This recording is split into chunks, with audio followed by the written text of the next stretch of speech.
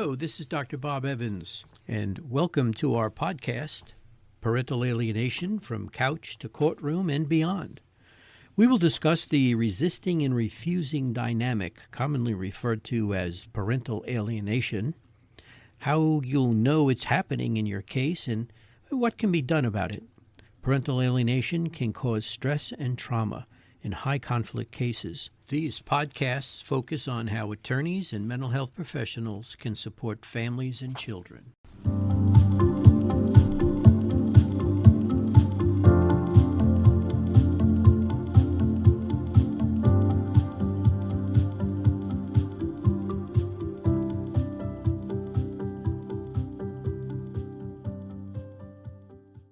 Welcome to a continuation of our podcast for the year 2022.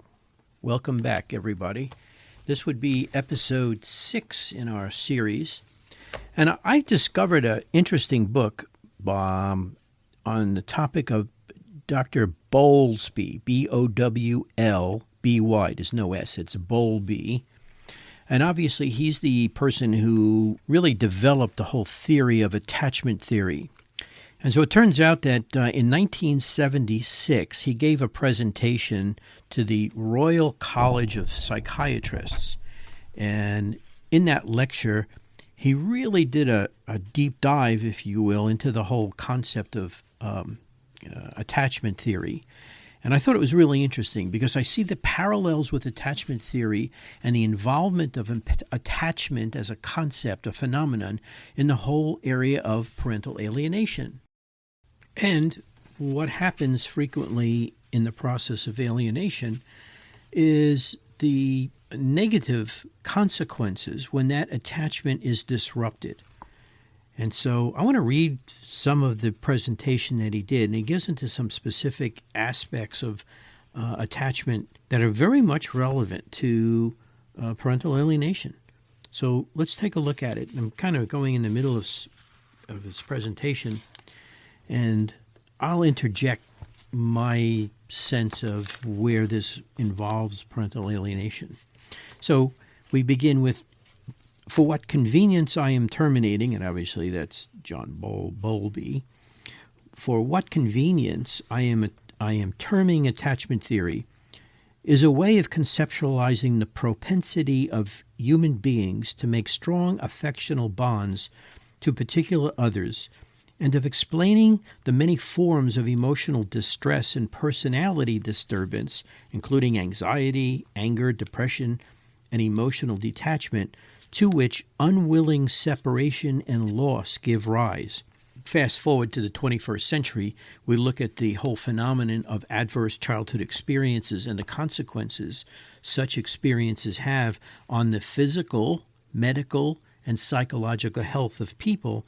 And we know that the disruption of attachment has very significant consequences to people. We continue with, as a body of theory, it deals with the same phenomenon that hitherto have been dealt with in terms of dependency need, or of object relations, or of symbiosis and individuation.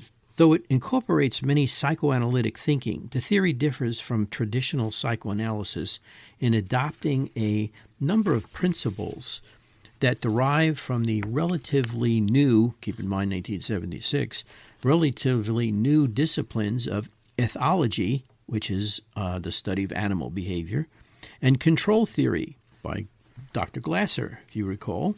So by doing it, it is enabled to dispense with concepts of psychic energy and drive, and also to forge close links with cognitive psychology. So think about 1976. Psychiatry was, and to probably a large extent still is, very much wedded to psychoanalytic theory.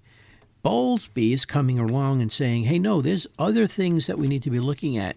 And apparently he has always held a position well beyond psychoanalytic theory. We go on. Merritt's claim for it that whilst its concepts are psychological, they are compatible with those of neurophysiology and developmental biology. And also, It conforms to the original criteria of a scientific discipline. Advocates of attachment theory argue that many forms of psychiatric disturbance can be attributed either to deviations in the development of attachment behavior or more rarely to failure of its development, and also that the theory casts light on both the origin and the treatment of these conditions. Put briefly, the thesis of this lecture is that if we are to help such a patient therapeutically, it is necessary that we enable him to consider in detail how his present modes of perceiving and dealing with emotionally significant persons, including the therapist, may be being influenced and perhaps strongly distorted by the experiences with which he had with his parents during the years of his childhood and adolescence, and some of which may perhaps be continuing into the present. Notice the significance of an individual's childhood. This is my interpretation, and we're finding that this is the case. These adverse experiences that children have strongly affect their ability to function as an adult and maybe continuing into the present. Notice we look at alienating parents as having very significant disruptive childhoods. We'll continue with this concept. According to Bowlby, this entails his reviewing of those experiences in an honest and as honest a way as possible, a review with which the therapist can either assist or impede. This is significant because what happens is we find therapists taking on an alienation case and really not going into the details of the parental backgrounds and childhoods. And so their process can impede, which we now know is very common in alienation cases where people participate in counseling and therapy. It usually exacerbates the alienation. Bowlby says, in a brief account, it is possible only to state principles and the rationale behind them. We start with a brief sketch of what is meant by attachment theory. And he has written a number of books, by the way, on this whole thing. So he goes into great detail in other books about attachment theory, the failure, attachment theory and loss, etc. Until the mid-1950s, only one explicitly formulated view of the nature and origin of affectional bonds was present. And in this matter, there were agreement between psychoanalysts and learning theorists. Bonds between individuals develop. It was held because an individual discovers that in order to reduce certain drives, for example, for food in infancy and for sex in adult life, another human being is necessary. This type of theory postulates two kinds of drive, primary and secondary.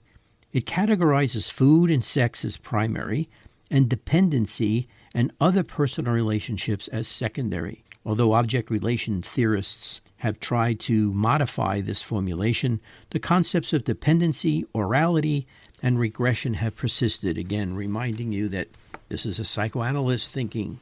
Bowlby goes on and says, studies of the ill effects on personality development of deprivation of maternal care led me to question the adequacy of the traditional model.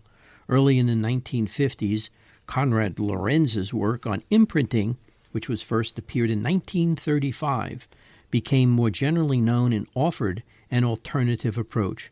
At least in some species of bird, he had found strong bonds to a mother figure developed during the early days of life without any reference to food and simply through the young being exposed to and becoming familiar with the figure in question, i.e. the mother. Arguing that empirical data on the development of a human child's tie to his mother can be understood better in terms of a model derived from ethology, study of animals. He outlined a theory of attachment in a previous paper in 1958. Simultaneously and independently, Harry Harlow, if you recall, 1958, published the results of his first studies of infant rhesus monkeys reared on dummy mothers. A young monkey, he found, will cling to a dummy that does not feed it, provided the dummy is soft and comfortable to cling to. During the past 15 years, the results of a number of empirical studies of human children have been published. The new formulations regarding pathological anxiety and phobia have been advanced, and also regarding the mourning and its psychiatric complications. So Parks in 1971 had extended the theory to cover the range of responses seen whenever a person encounters a major change in his life situation. Many studies have been made of comparable behavior in primate species.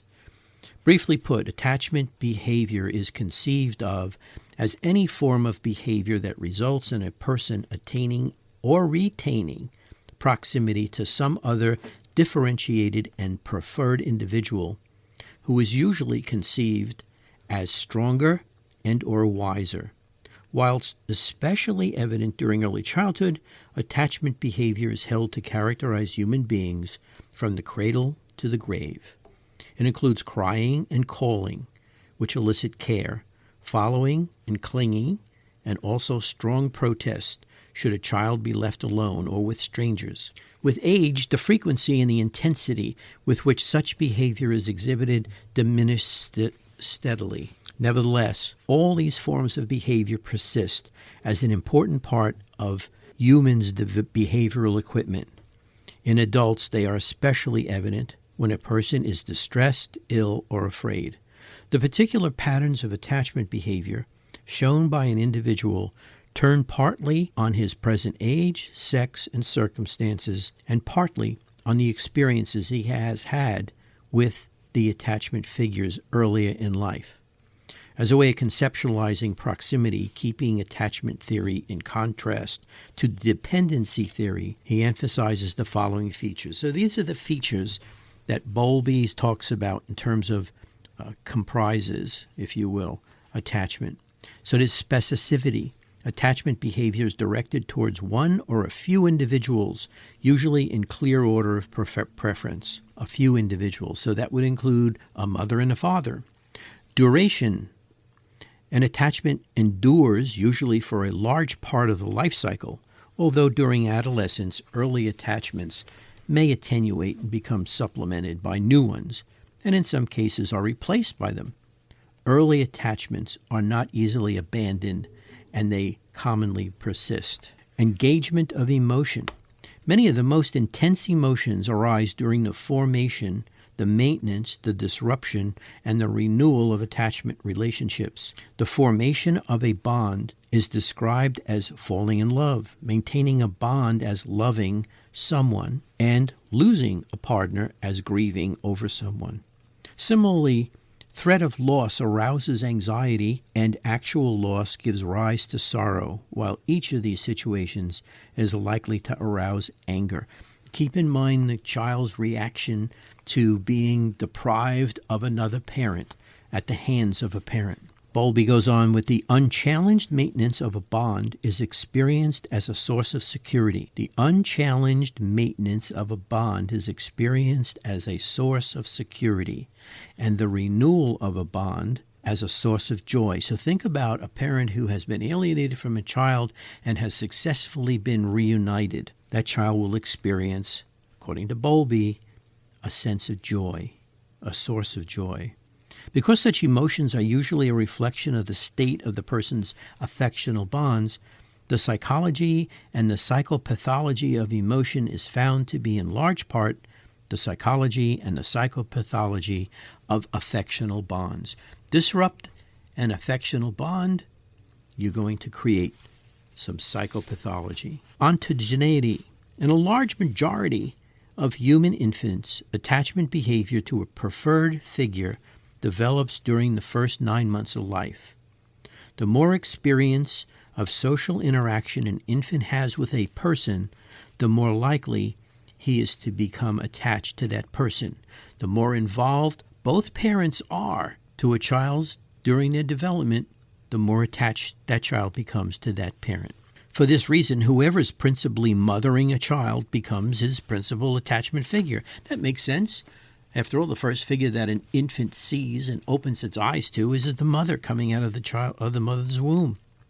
Attachment behavior remains readily activated until near the end of the 3rd year. In healthy development, it becomes gradually less readily activated thereafter in healthy development. So the first 3 years of life is really critical. So when we get these alienation cases and young children, 3 and younger, are involved, this is incredibly significant. Another factor within attachment is learning. Whereas learning to distinguish the familiar from the strange is a key process in the development of attachment, the conventional rewards and punishment used by experimental psychologists play only a small part. Indeed, an attachment can develop despite repeated punishment from the attachment figure. I'll say that again, that indeed an attachment can develop despite repeated punishment from the attachment figure. We see this played out in neglect cases. We see this played out in abuse cases where that child will maintain that relationship with the abusing, perpetrating parent. This goes back to 1976 when Bowlby pointed this out. Another factor in attachment is organization. Initially, attachment behavior is mediated by responses organized on fairly simple lines. From the end of the first year, it becomes mediated by increasingly sophisticated behavioral systems organized cybernetically and incorporating representational models of the environment and self. In other words, we're creating models in our mind, in our head, in terms of what the environment is. Is it a safe environment? Is it an encouraging environment? Are people around me safe and encouraging and loving? And I learned about myself. Am I attractive? Am I smart? Am I lovable? Can I love? These systems are activated by certain conditions and terminated by others. Amongst activating conditions are strangeness, hunger, fatigue, and anything frightening.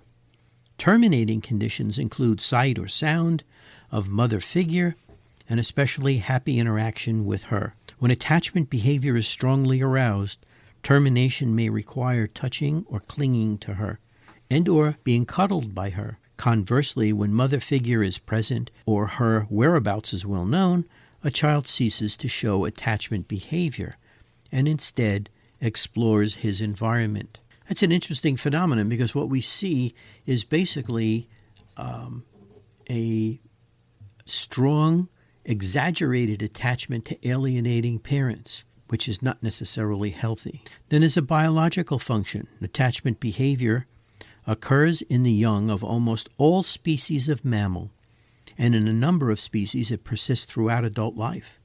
Although there are many differences of detail between species, maintenance of proximity by an immature animal to a preferred adult, almost always mother, but he also talks about both parents, is the rule with which suggests that such behavior has survival value. We need our attachment figures in order to survive. Elsewhere, Bowlby argued that by far the most likely function of attachment behavior is protection, mainly from predators. Notice how the rejected or targeted parent becomes a predator, and so therefore the child needs to be protected by the alienating parent. Thus, attachment behavior is conceived as a class of behavior distinct from feeding behavior and sexual behavior, and of at least an equal significance in human life.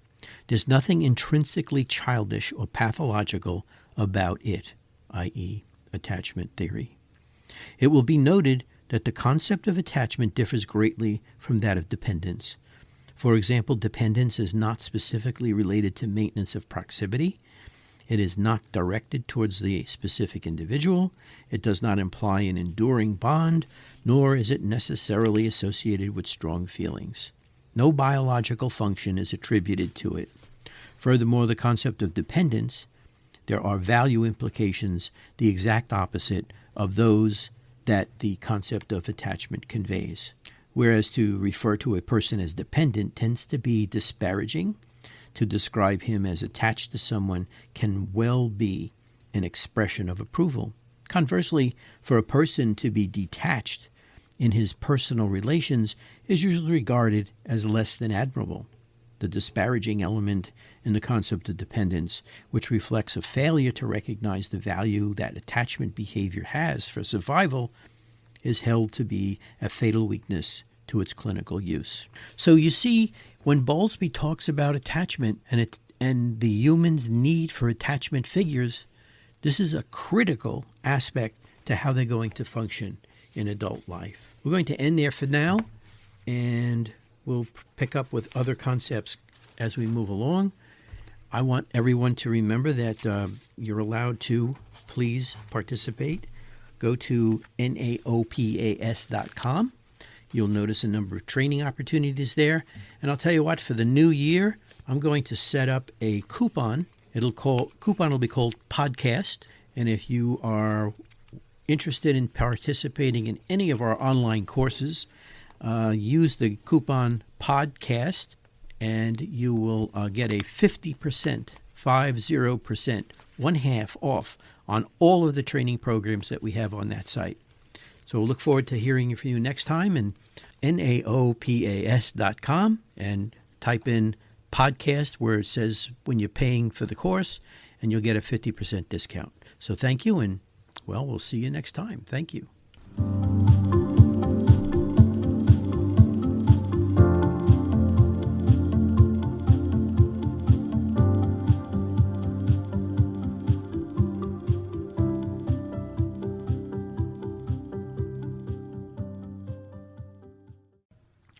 Thank you so much for joining us today.